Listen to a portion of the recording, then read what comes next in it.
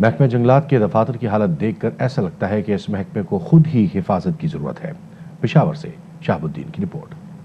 جنگلات کی فروغ اور حفاظت کے لیے ذمہ داریاں صوبائی حکومت کے تحت محکمہ جنگلات کو سونپی گئی ہے، لیکن جو خامیاں حکومت کی دیگر شعبوں اور محکموں میں ہیں، یقینی طور پر محکمہ جنگلات بھی اس سے محفوظ نہیں ہے۔ اگر محکمہ جنگلات کی حالت کو دیکھا جائے تو ایسے لگتا ہے کہ خود اس محکمے کو حفاظت کی ضرورت ہے۔ اس کے باوجود محکمے کے اہلکار کہتے ہیں کہ محکمہ اپنی ذمہ داریاں بخیر و خوبی سر انجام دے رہا ہے۔ جنگلات کی کٹائی اتنی نہیں ہے کہ ہم کہیں کہ وہ ہمارے کنٹرول سے باہر ہے۔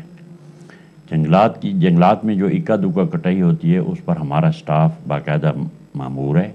ہمارا سٹاف اس کے کنٹرول کے لیے ہر قسم کی قانونی کارروائی عمل میں لاتا ہے۔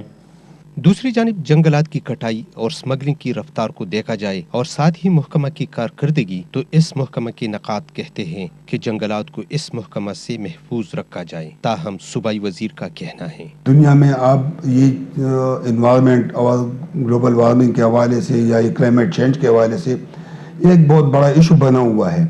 تو میں سمجھتا ہوں کہ ان تمام ایشوز اور چیلنجز سے نمٹنے کے لیے ہمیں چاہیے کہ ہم فارسٹ ڈپارٹمنٹ کو ہم مضبوط کریں اور ان کو وہی وسائل فراہم کریں جو موجودہ وقت میں دنیا میں فارسٹ ڈپارٹمنٹ کے ساتھ ہے۔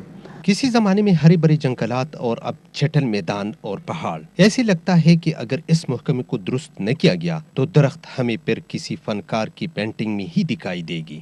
ایک زمانے میں سوات کے پہاڑوں پر گھنے جنگلات ہوا کرتے تھے، لیکن آج محکمہ جنگلات کے غفلت، لاپرواہی، اقربا پروری اور کرپشن کی وجہ سے یہ جنگلات آہستہ آہستہ ختم ہو رہے ہیں۔